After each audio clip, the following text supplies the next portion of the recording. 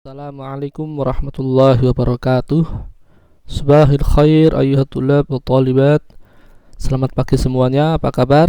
Semoga semuanya sehat walafiat ya. Pada kesempatan ini kita akan belajar membahas soal-soal kemarin pada soal penilaian akhir semester mapel fikih. Baiklah, sebelum kita mulai pelajaran, mari kita buka dengan berdoa bersama. Bismillahirrahmanirrahim. Ya man biyadihi maqalidul khairi kullih wa ilaika yurjal amru kulluh. Ya fattahu ya alim, ya fattahu ya alim, iftah alaina fathan qariba. Rabbi shrah li sadri wa yassir li amri wahlul 'uqdatam min lisani yafqahu qawli. Rabbi zidni ilma warzuqni fahma, amin ya rabbal alamin. Alhamdulillah, bisa kita mulai sekarang. Pada penilaian akhir semester kemarin ada 10 soal ya. Ada 10 soal. Nah, kita bahas soal nomor 1. Dengan merujuk ukuran 2 kulah pada kitab takrib atau tadhib yang kalian pelajari ya, ada sebuah bak mandi berbentuk balok yang sisi bagian dalam panjangnya 90 cm, lebarnya 60 cm. Jika kalian akan mengisi bak mandi tersebut dengan air, berapakah tinggi minimal air dari dasar bak mandi agar mencapai 2 kulah? Nah, pada kitab tadhib disebutkan bahwa 2 kulah itu sama dengan 58 cm.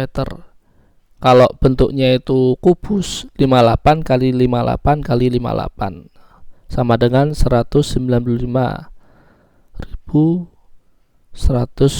cm atau sekitar 195 cm liter. Kalau dalam kitab itu disebutkan 2 kulah itu sekitar atau lebih kurang 190 liter. Kalau kita pegangan pada 195 liter tadi, berarti untuk menghitung 2 kulah pada soal di atas, caranya adalah volume air sama dengan panjang kali lebar kali tinggi. Volume air sudah kita temukan, 2 kulah itu sama dengan 195.112 sama dengan 90 kali 60, karena tadi panjangnya 90, lebarnya 60. Kita cari tingginya. Tingginya belum kita ketahui. Nah, yang kita cari 195.112 sama dengan 5.400 kali tinggi. Berarti tinggi sama dengan 195.112 dibagi 5.400. Hasilnya adalah 36,13 cm. Jadi tinggi minimal air pada bak mandi agar mencapai 2 kulah adalah 36 cm. Seperti itu, mudah sekali. Jadi kalau kita harus tahu juga, harus mengingat, harus hafal, jangan sampai lupa untuk mengukur mengukur volume sebuah benda. Kalau misalnya kita berpegangan dengan pendapat yang dibulatkan menjadi 60 cm, berarti 2 kulah sama dengan 60 kali 60 kali 60 sama dengan 216.000. Itu kalau tempatnya itu, bak mandinya itu berbentuk kubus yang semuanya sisi-sisinya sama, 60, panjangnya 60, lebarnya 60, tingginya juga 60. Itu sudah mencapai 2 kulah. Nah, tinggi minimal air pada bak mandi di atas, yang di atas kalau soalnya tadi berbentuk balok bak mandinya dan sudah diketahui, kita temukan volume sudah kita ketahui, yaitu 216.000 sama dengan 90 kali 60 kali T kali tinggi. 216.000 sama dengan 5.400 kali tinggi. tinggi sama dengan 216.000 dibagi 5.400 sama dengan 40. Berarti tinggi minimal air pada bak mandi tadi itu yang bentuknya balok itu, biar mencapai 2 kulah itu harus 40 cm. Kalau berpegangan pada yang yang 60 cm tadi. Nah, jadi kemarin kalau misalnya jawabannya mirip-mirip sekitar 36 atau 40 itu saya benarkan. Jadi seperti itu cara menghitung 2 kula. Jadi kalau kalian mau membuat besok misalnya, atau di rumah mau membuat kamar mandi, bak mandinya itu usahakan sudah mencapai 2 kula atau lebih. Jadi kalau tadi misalnya panjangnya 90 cm, lebarnya 60 cm, jadi tingginya jangan di bawah 40 cm atau 36 cm. Usahakan tinggi bak mandi yang sebenarnya itu sekitar di atasnya itu. Jadi meskipun ketika berkurang sedikit, air tetap 2 kulah. Atau dibuat 60 cm juga tidak masalah. Panjangnya 90 cm, lebarnya 60 cm, tingginya juga 60 cm.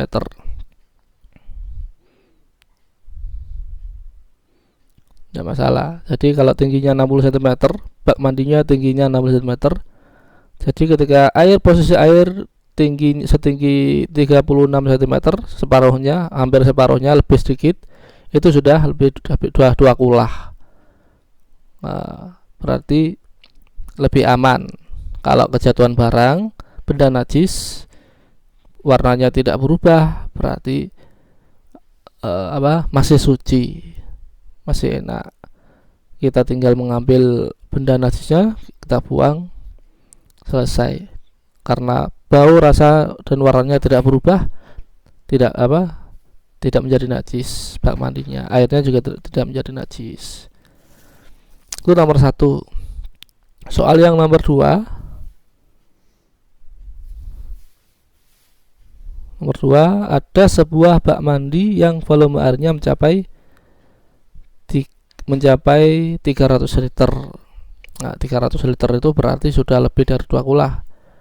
Tadi 2 kulah 195 liter atau 216 liter. Kita pegangan yang paling sedikit tadi 195 liter, berarti sudah banyak lebihnya. Kemudian bak mandi itu kejatuhan tai cicak, akan tetapi bau, rasa, dan warnanya tidak berubah. Nah, bagaimanakah status kesucian air tersebut? Apakah najis atau suci? Coba jelaskan. Karena air sudah lebih dari 2 kulah, kejatuhan tai cicak, dan bau, rasa, dan warnanya tidak berubah, maka air tersebut tetap suci. Karena bau dari air itu, bau, rasa, dan warnanya tidak berubah, maka tetap suci. Lain halnya kalau kejatuhan tai cicak kemudian bau, rasa, dan warnanya berubah, maka menjadi najis, mutanajis. Airnya tadi menjadi najis padahal sudah 2 kula. Nah, kalau seperti itu bagaimana mensucikannya? Kalau misalnya tidak terlalu parah, ya, perubahan warnanya tidak terlalu parah, karena tadi cuma tai cicak ya, tai cicak itu tidak terlalu merubah bau, rasa, dan warnanya. Caranya adalah kita ambil benda najis itu, kita ambil, boleh dipegang kalau bisa, pakai cebok ya, diambil, kemudian kita penuhi airnya sampai ember, meluber airnya. Kita ketahui baunya, rasanya, warnanya sudah kembali, kembali seperti awal, tidak ada najisnya, tidak ada baunya najis, rasanya tidak ada, warnanya sudah kembali seperti awal, maka itu sudah menjadi suci. Seperti itu cara mensucikan air yang kejatuhan najis. Kalau misalnya parah warnanya semuanya meluber seluruh bak mandi, ya harus dibuang semua itu. Sulit itu kalau misalnya cuma dipenuhi dengan diamberkan, itu meluber, itu sulit. Dibuang semua, dikuras. Jadi seperti itu. Nomor 3, sebut dan jelaskan 4 pembagian air. 4 pembagian air. Ada 4 air yang suci dan mensucikan. Yang pertama, air suci mensucikan dan tidak makruh untuk digunakan, yaitu air mutlak. Itu yang pertama. Ini sudah kita bahas ya. Yang kedua, air suci dan mensucikan tapi makruh digunakan, yaitu air musyammas. Yang ketiga, air musyammas tadi apa? Air yang kena panas matahari, itu dipanas matahari, itu makruh digunakan. Yang ketiga, air suci tapi tidak bisa mensucikan. Nah, itu ada 2. Yang pertama, air mustakmal, yaitu air yang telah digunakan bersuci. Yang kedua, air yang kejatuhan benda suci dan warna dan merubah bau, rasa dan warnanya berubah, tapi benda suci. Nah, itu seperti air teh, ya, itu tidak bisa digunakan untuk bersuci. Suci tapi tidak bisa mensucikan, tidak bisa digunakan untuk bersuci. Air kopi juga sama, ya. Yang keempat, air suci, air najis, air yang kejatuhan benda najis. Air najis, baik seperti tadi air yang 2 kulah, kejatuhan benda najis dan bau, rasa dan warnanya berubah, ya, ada 2 kulah, maka air itu menjadi air najis. Atau air itu tidak kurang dari 2 kulah, kejatuhan benda, misalnya ember bak mandi, ember ya, timba itu kan tidak sampai 2 kulah, kejatuhan benda najis, meskipun bau, rasa dan warnanya tidak berubah, maka tetap najis timba itu. Itu 4 pembagian air. Yang selanjutnya, nomor 4, coba jelaskan cara menyamak kulit bangkai agar menjadi suci. Ya, intinya menyamak kulit itu semuanya kelebihan-kelebihan yang ada di kulit itu harus dihilangkan. Apakah itu gaji, daging, atau darah, semuanya dihilangkan. Dan seandainya setelah habis semua disucikan, kemudian ditaruh di bak mandi, itu enggak sampai bau. Ditaruh di air, ya, bukan bak mandi, taruh di air, di air, itu enggak sampai bau, itu berarti sudah suci. Jadi intinya itu tadi, dihilangkan semuanya, kelebihan-kelebihannya dihilangkan. Gaji, daging, darah, kadang ada juga kerikilnya, kerikil yang empuk itu, kerikilnya kambing misalnya, kayaknya kambing, kadang ada yang nempel di kulit itu harus dibersihkan semuanya, ya, disucikan semuanya, dibersihkan sampai ketika dicampur di air tidak bau, itu sudah bisa menjadi suci. Nomor 5, tuliskan dalil larangan kencing atau buang air besar di air yang tenang atau tidak mengalir. Dalilnya ini wajtanibu al-baula fil ma'ir raqid.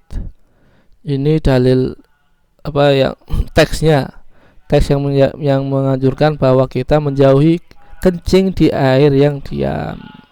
Dalilnya nomor 2, ini kita lihat, catat kaki nomor 2. Rawa Muslimun wa ghairuhu an Jabir radhiyallahu anhu an Nabi sallallahu alaihi wasallam annahu naha, yang ini ya, annahu naha an yubala fil ma'ir raqidi, sampai sini, bahwa Nabi itu melarang kencing di air yang tenang. Kencing di air tenang aja Tidak boleh, apalagi watagawut aqbahu wa aula bin nahyi. Atagawut, buang air besar, itu lebih buruk, lebih jelek, dan lebih utama untuk dilarang. Nah, itu dalilnya. Dalil larangan kencing di air yang tenang. Soal selanjutnya, apa pengertian dari niat? Niat itu adalah ini, qasdus syai'i muqtarinan bi fi'lihi atau bil fi'li. Pengertian niat itu dihafal. Qasdus syai'i muqtarinan bi fi'lihi, yaitu menyengaja sesuatu berbarengan dengan pekerjaannya. Jadi kalau niat wudu itu harus ketika basuh wajah, nggak boleh cuma baca tok nawaitul wudu ali raf'il hadatsil asghari fardhullahi ta'ala, kemudian ketika basuh wajah dalam hati tidak niat nawaitul wudu ali raf'il hadatsil asghari fardhullahi ta'ala, nggak niat, atau nggak niat pakai bahasa Indonesia ya, maka wudunya tidak sah. Wudunya tidak sah ketika sholat, juga sholatnya juga tidak sah. Kenapa sholatnya nggak sah? Karena dia belum wudu, wudunya tidak sah. Seperti itu. Wudunya sudah sah, kemudian sholat, usolli fardhus subhi rakaataini mustaqbil qiblati adaan ma'muman lillahi ta'ala. Baca itu ketika takbir Allahu Akbar, tidak niat dalam hati ketika takbir, maka sholatnya juga tidak sah, karena itu belum niat. Karena niat itu, pengertian niat adalah qasdus syai'i muqtarinan bi fi'lihi, menyengaja sesuatu berbarengan atau bersamaan dengan pekerjaannya. Nah, kalau saya niat habis ini mau pergi ke sekolah, atau saya niat habis ini mau belajar, itu bukan niat namanya, itu namanya azam. Ya, menyengaja sesuatu tapi tidak berbarengan dengan pekerjaannya, itu namanya azam. Kalau niat itu berbarengan dengan pekerjaannya, seperti itu. Paham ya? Kalau tidak paham nanti nanya via WA. Nomor 7, tuliskan niat wudu bagi orang yang dawamul hadas, sering hadas kecil. Dawamul hadas, sering hadas kecil, atau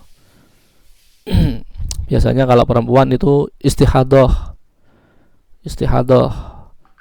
atau orang tua itu gampang kencing atau gampang ngentut, mau sujud pret,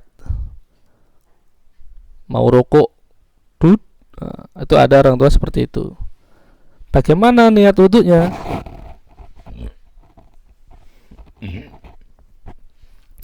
Niat wudunya adalah nawaitul wudu'a listibahatis sholati fardhullahi ta'ala. Ya, nawaitul wudu'a listibahatis sholati fardhullahi ta'ala. Saya niat wudu untuk kebolehan melakukan sholat fardu karena Allah Ta'ala. Itu niatnya.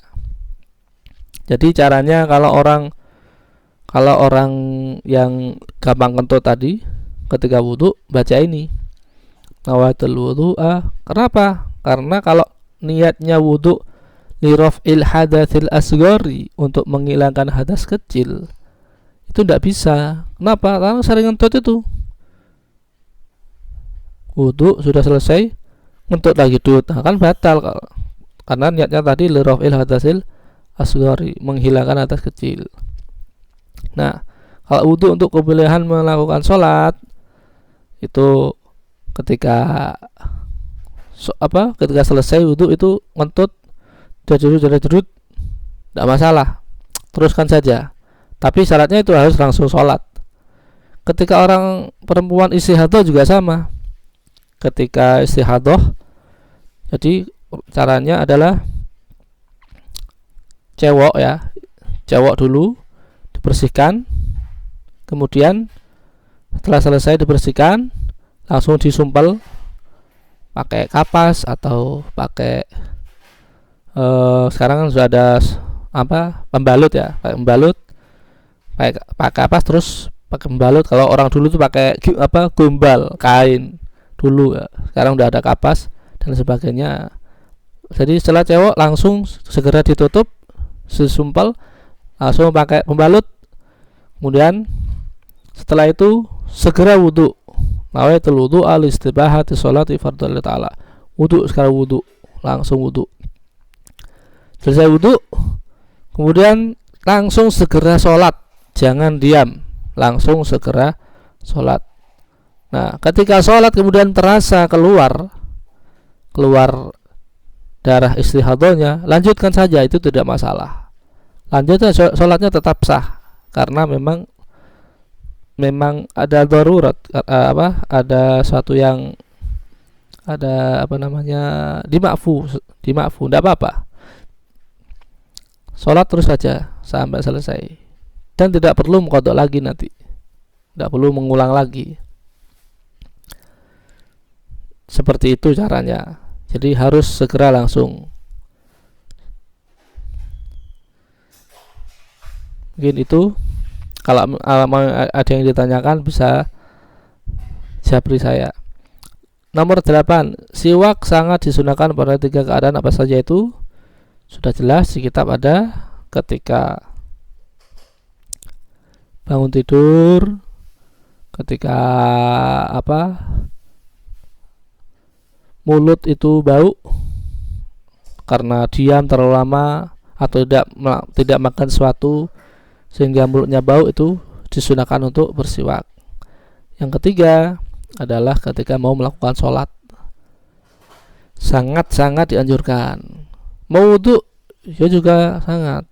Tapi yang sangat lebih sangat disunahkan, lebih sangat dianjurkan itu ketika bangun tidur, kemudian ketika bau mulut berubah karena tidak makan atau terlalu lama diam. Yang ketiga ketika mau melakukan sholat. Nomor 8, siwak sangat sudah. Nomor 9, jelaskan 6 hal yang mewajibkan mandi besar. 6 hal yang mewajibkan mandi besar ini, dari 6 ini 3 khusus laki-laki, 3 hanya dialami laki-laki saja. 3 yang ketiga itu bisa dialami laki-laki atau perempuan. Yang pertama, orang yang bersetubuh, suami istri ya, itu wajib mandi besar. Yang kedua, mimpi basah atau keluar air mani, maka dia wajib mandi. Yang ketiga, orang yang meninggal, itu juga wajib mandi. Ini dialami laki-laki atau perempuan. Yang tiganya lagi itu hanya dialami perempuan saja, yaitu haid, kemudian nifas dan wiladah. Nifas, darah yang keluar setelah melahirkan, wiladah itu melahirkan. Ya, itu wajib mandi besar. Ada 6. Yang 3 dialami laki-laki dan perempuan. Yang pertama tadi bersetubuh, adanya hubungan suami istri. Yang kedua keluar air mani. Keluar air mani ini bisa mimpi basah atau pokoknya keluar air mani, itu wajib mandi besar. Yang ketiga meninggal, dialami perempuan dan laki-laki. Yang tiganya lagi sisanya khusus untuk perempuan, haid, nifas, dan wiladah atau melahirkan. Yang 10 sebutkan, nomor 10 sebutkan fardunya wudu. Fardunya wudu pertama niatnya ketika membasuh wajah. Yang kedua membasuh wajah. Yang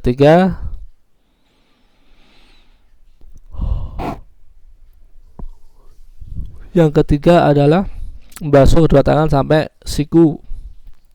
Yang keempat mengusap sebagian kepala. Yang kelima membasuh kedua kaki sampai dua mata kaki. Yang keenam adalah tertib. Nah, itu tadi adalah pembahasan soal penilaian eksemester Ghazal. Selanjutnya kita akan belajar tentang bab selanjutnya, wal istighsalatul masnunah.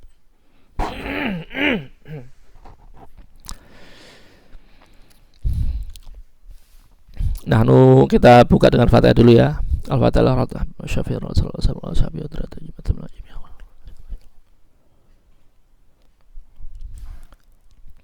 Al-Fatihah. A'udzubillahi minasyaitonir rajim. Bismillahirrahmanirrahim. Iyyaka na'budu wa iyyaka nasta'in. Ihdinas siratal mustaqim. Shiratal ladzina an'amta 'alaihim ghairil maghdubi 'alaihim waladdallin. Amin. Silakan kalian buka kitab kalian halaman 16. Kita bahas bab selanjutnya, yaitu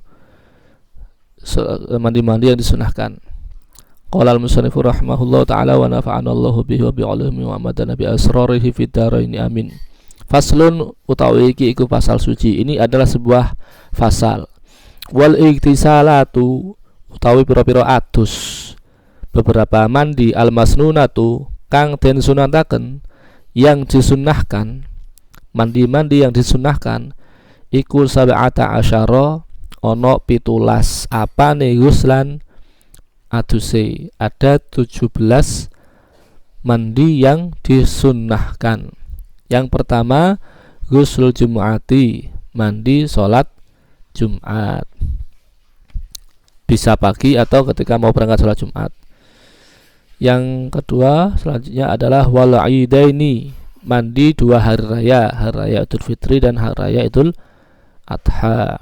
Wal istisqai, ketika sholat istisqa, mau sholat istisqa, sholat minta hujan, sunahkan untuk mandi. Wal khusufi, dan gerhana, sholat gerhana matahari, gerhana matahari khusuf, bukan matahari apa, gerhana bulan, gerhana bulan. Kemudian wal kusufi, gerhana matahari.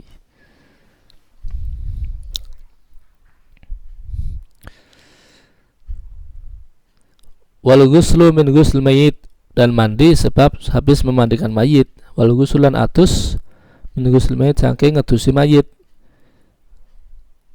sebab memandikan mayit, habis memandikan mayit itu kita disunahkan untuk mandi. Wal kafir, lan kang kafir, idza aslama, ankalane manjing Islam, mlebu Islam. Apabila orang kafir masuk Islam disunahkan untuk mandi. Wal majnun, jika wal majnun apa, orang gila. Wal mugma alaih, dan orang yang pingsan. Idza afaqa, jika telah siuman ya. Jika orang gila tadi sadar siuman, atau orang pingsan tadi sudah sadar, maka itu disunahkan untuk mandi. Kemudian wal ghuslu, lan atus indal ihram, ketika ihram. Nah, dalam menjalankan ihram, pada waktu ihram itu mau melakukan ihram haji atau umroh ya, itu disunahkan untuk mandi. Walidukhuli Makkah, karena manjing melebu kota Mekah, karena memasuki kota Mekah. Masuk kota Mekah disunahkan untuk mandi. Wal wuqufi bi Arafah, karena wukuf nang Arafah, mau wukuf tanggal 9 Dzulhijjah di Arafah, bagi orang haji ini disunahkan untuk mandi. Walil mabitilan, apa, karena nginep lil mabit bi Muzdalifata, ing Muzdalifah ya. Bi Muzdalifata, ing Muzdalifah, menginap di Muzdalifah. Wali ramyil jimar asalas, lan karena mau melempar jumroh yang 3, jumroh ula, jumroh wusta, dan jumroh aqobah. Mau melempar jumroh itu disunahkan juga untuk mandi. Wali tawaf, lan tawaf tawaf mengelilingi Ka'bah sebanyak 7 kali. Posisi Ka'bah ada di sebelah kiri, dimulai pada Hajar Aswad. Tawaf itu disunahkan untuk mandi. Yang wajib suci ya, kalau wajibnya wudhu ya, harus suci. Sama halnya seperti mau sholat.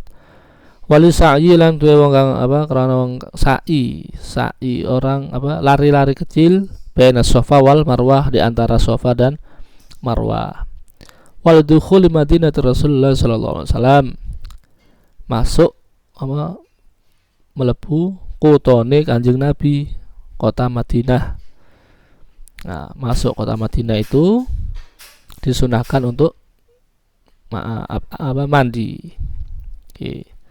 Jadi itu adalah hal-hal yang disunahkan. Jadi mungkin itu saja pembahasan kali ini. Pada kesempatan ini silakan, tugas kalian adalah merangkum pembahasan kali ini, yaitu merangkum mandi-mandi yang disunahkan. Mandi-mandi yang disunahkan ada 17. Itu kalian rangkum, kalian sebutkan apa saja catatannya, kemudian kalian kirim di foto, dikirim, jangan lupa diberi nama ya, menuliskan nama pada lembar jawaban atau halaman pengerjaan soal, di foto kemudian dikirim di Google Classroom. Nah, kalau ada pertanyaan bisa japri ke saya. Mungkin itu saja yang bisa saya sampaikan pada kesempatan ini. Semoga bermanfaat. Mohon maaf apabila ada kata-kata kurang berkenan. Kita tutup dengan bacaan doa kafaratul majlis. Subhanakallahumma wa bihamdika asyhadu an la ilaha illa anta astaghfiruka wa atubu ilaik. Terima kasih banyak atas perhatiannya. Semoga bermanfaat. Wallahu muwaffiq ila aqwamit thoriq. Assalamualaikum warahmatullahi wabarakatuh.